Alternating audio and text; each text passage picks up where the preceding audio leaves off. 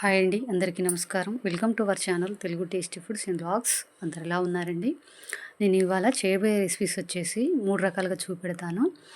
గణపతి నవరాత్రుల్లో స్వామివారికి నివేదించే 3 రకాల నేను డిఫరెంట్గా ప్రసాదాలు అనేది చేసి చూపెడతానండి.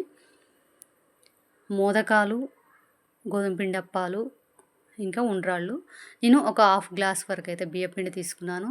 స్టవ్ మీద ప్యాన్ పెట్టేసుకుని అయితే ఎంత పిండి తీసుకుంటున్నామో అన్ని వాటర్, హాఫ్ గ్లాస్ వరకు అయితే వాటర్ పోసుకున్నాను.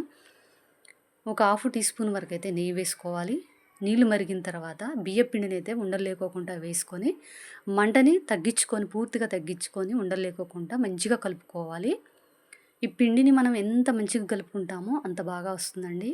పిండి అయితే ఒక 10 మినిట్స్ వరకు అయితే ప్లేట్ పెట్టుకొని పక్కకు పెట్టుకోవాలి. ఒక కప్పు వరకు అయితే నేను పచ్చి కొబ్బరిని తీసుకున్నాను. కొన్ని వాటర్ పోసుకొని బెల్లాన్ని అయితే కరిగించుకోవాలి. కప్పుకు తక్కువ బెల్లం తీసుకోవాలండి. కొద్దిగా తక్కువగా పచ్చి కొబ్బరి కంటే కొద్దిగా తక్కువ బెల్లం తీసుకోవాలండి. తీసుకొని దీనికి ఎలాంటి పాకం అనేది అవసరం లేదు. ఒక హాఫ్ టీ స్పూన్ వరకు అయితే నెయ్యి వేసుకొని దగ్గర పడేంత వరకు, బాగా దగ్గరికి రావద్దండి, టైట్గా ఉండకూడదు. పూర్ణం వచ్చేసి కొబ్బరి పూర్ణం దగ్గర అయినట్టేనండి. నేనైతే పిండిని మళ్ళీ కొన్ని వాటర్, కొద్దిగా నెయ్యి వేసుకొని అయితే చేతి మడమలతో మంచిగా కలుపుకోవాలండి. చాలా బాగా వస్తాయి మోదకాలు. కలుపుకోవాలి.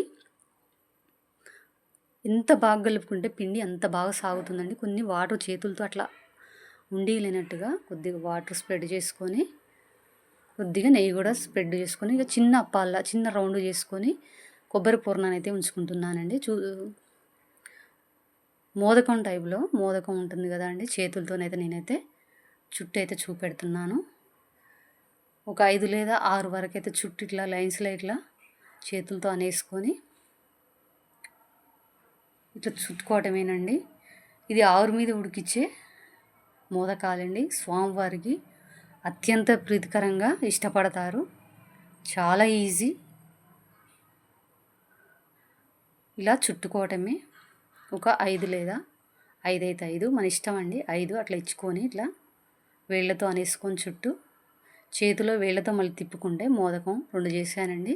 ఇది వచ్చేసి మన గోధుమ పిండి అనేది ఎంత పడుతుందో మనకి ఒక చపాతీకి అంతైతే నేను పిండి తీసుకొని అయితే మోదకాల మౌల్స్కి అయితే ఆయిల్ అయితే అప్లై చేసుకొని పిండిని అయితే చుట్టూ వేళ్ళతోనైతే బియ్య పిండిని అనుకున్న తర్వాత మధ్యలో నుంచి అయితే నేను కొబ్బరి పూర్ణాన్ని పెట్టేసుకుంటున్నానండి. చాలా ఈజీ. కొద్దిగా తక్కువ పెట్టేసుకొని పూర్ణాన్ని కింది భాగంలో బియ్య పిండిని మళ్ళీ పెట్టుకోవాలి. బియ్య పిండిని పెట్టుకోవాలండి.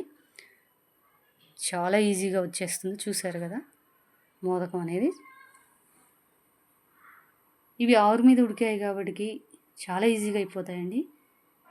మోదకాలు అయితే చేయడం అయితే అయిపోయిందండి. నేను ఆల్రెడీ గిన్నె పెట్టి వేసుకున్నానండి. స్టీల్ గిన్నెలో వాటర్ అయితే పోసేసుకొని పైనుంచి మళ్ళీ గిన్నె పెట్టుకొని హోల్స్ ఉన్న గిన్నెలో ఆయిల్ స్ప్రెడ్ చేసుకొని ఒక హాఫ్ మినిట్, 30 మినిట్స్ కూడా పట్టదండి, ఉడికేసాయి కూడా, వెంటనే ఉడికేసాయి. ఇది వచ్చేసి సెకండ్ది వచ్చేసి నేను మీకు బెల్లం అప్పాలనేది చేసి చూపెడతాను. ఒక హాఫ్ గ్లాస్ వరకు అయితే నేను బెల్లాన్ని తీసుకున్నాను. బెల్లం తీసుకొని హాఫ్ గ్లాస్ వాటర్ పోసుకొని బెల్లం వేసుకున్న తర్వాత కరిగిన తర్వాత ఒక హాఫ్ టీ స్పూన్ వరకు అయితే నెయ్యి వేసుకోవాలి. గోధుమ పిండి అండి. గోధుమ పిండి కూడా నీళ్ళు మరిగేటప్పుడు గోధుమ పిండిని వేసుకొని ఉండలు లేకోకుండా దగ్గర పడేంత వరకు మంటను అనేది చాలా సిమ్లో పెట్టుకుని దగ్గర పడేంత వరకు గరిటెతో కలుపుకోవాలి. ఒక 5 నిమిషాలు అనేది పక్కకు ఉంచుకోనండి. కొద్దిగా నెయ్యి అనేది నేను అప్లై చేసుకొని మెత్తగా కలుపుకోవాలండి. నేను 1.5 స్పూన్ వరకు అయితే నువ్వులు వేసుకున్నానండి. నువ్వులు వేసుకొని చేయండి. అరిసెల కంటే టేస్టీ, స్వీట్లో అరిసెలు తిన్నామనే ఫీలింగ్ అయితే మీకు ఖచ్చితంగా వస్తుంది. తప్పక ట్రై చేయండి. మీకు నువ్వులు ఇంకా నేనైతే 1.5 స్పూన్ వరకు అయితే వేసానండి. 2 స్పూన్స్ వరకు కూడా వేసుకోండి. చిన్న ముద్దలుగానైతే చేసుకుంటున్నాను. ఒక కవర్ మీదనైతే కొద్దిగా ఆయిల్ పెట్టేసుకొని చిన్న రౌండ్గానైతే నేను చేసుకుంటున్నానండి. చేసుకున్న తర్వాత పైనుంచి కొన్ని నువ్వులు వేసుకుంటున్నాను. కింది భాగంలో కూడా నువ్వులు వేసుకుంటున్నానండి. మీరు తప్పక ట్రై చేయండి. గోధుమ పిండితో, బెల్లం గోధుమ పిండితో ఇలానే నేను ఆవిరి మీద ఉడికించినట్టుగా పిండిని ఇంకో వైపు కూడా నువ్వులు వేసుకొని వీళ్ళతో ప్రెస్ చేసుకోవాలండి రెండు వైపులా. అరిసెలు కంటే ఇంకా మంచి టేస్ట్ అనేది వస్తుంది. అరిసెలు తిన్నాము అనే ఫీలింగ్ అయితే వస్తుందండి. నేను 50 గ్రాముల వరకు అయితే 300 గ్రాముల వరకు అయితే ఆయిల్ పోసుకున్నాను. మూకుల్లో పోసుకొని నూనె వేడైన తర్వాత అయితే గోధుమ పిండి అప్పాలను అయితే వేసుకుంటున్నానండి. ఏం లేదు, రౌండ్గా చేసేసుకొని బాగా మందంగా ఉండాల్సిన అవసరం కూడా లేదు. రెండు వైపులా నువ్వులను అనేది పెట్టేసుకొని ఆయిల్లో వేసుకోవటమేనండి.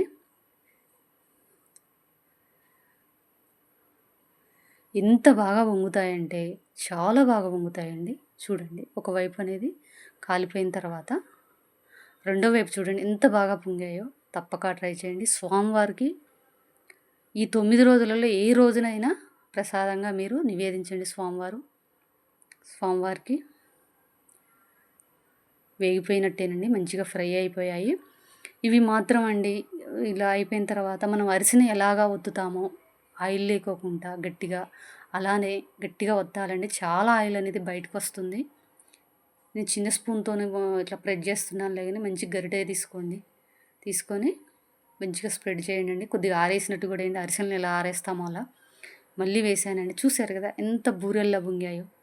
చూడండి, అరిసె ఎలా పొంగిందో అలా పొంగాయి. గోధుమ పిండి, బెల్లం మీరు సమాన కొలతలతో తీసుకోండి. మీరు టేస్ట్ కనుక మీకు తక్కువ అసలుకే రాదు, చాలా టేస్ట్గా ఉంటాయి. ఆయిల్ మాత్రం ఖచ్చితంగా ఇలా ఒత్తుకోండి. ఆయిల్ బాగా వస్తుంది. ఇంత గట్టిగా ఒత్తుకుంటే వేడి మీద అంత గట్టిగా ఆయిల్ అనేది బయటకు వస్తుందండి. ఎక్కువ అప్పక అనేది ఆయిల్ పట్టుకోదు. తప్పక ట్రై చేయండి.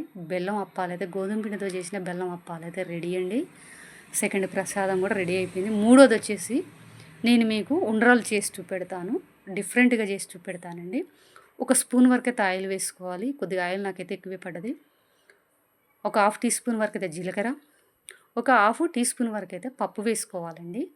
ఆయిల్ వేడైన తర్వాత పప్పు వేసుకొని మీకు జొన్న పిండితో చూపెడుతున్నానండి నేను. ఉండ్రాళ్ళు వచ్చేసి ఒక గ్లాస్ వరకు అయితే వాటర్ వేసుకున్నాను. ఒక పావు స్పూన్ వరకు అయితే సాల్ట్ వేసుకున్నాను.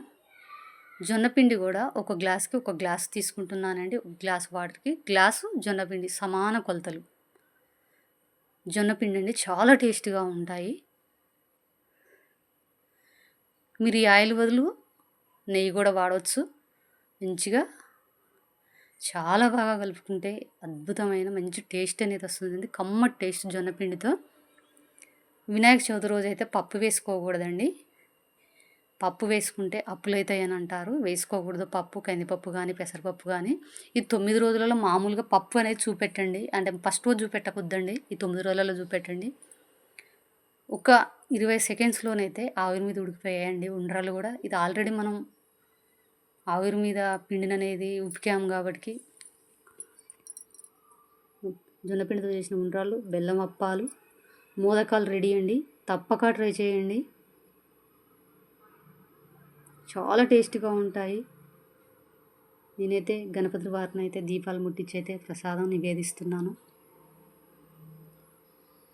తప్పక ట్రై చేయండి. ఇదైతే మాది రెండో రోజు పూజ అండి. సాయంత్రం గణపతి వినాయక చవితి రోజు నెక్స్ట్ డే సాయంత్రం పూజ చేశానండి నేను. అష్టోత్తరాలు ఇంకా గణపతి స్తోత్రం అవైతే చదివి హారతి అయితే ఇచ్చేసుకున్నాను. ఈ గణపతి వచ్చేసి పూర్తిగా మట్టి గణపతి అండి. మా బాబు చేశాడు. అవన్నీ పైన అవి అంత డెకరేషన్ అంతా మా బాబే చేశాడండి. తప్పక ట్రై చేయండి. Thank you so much.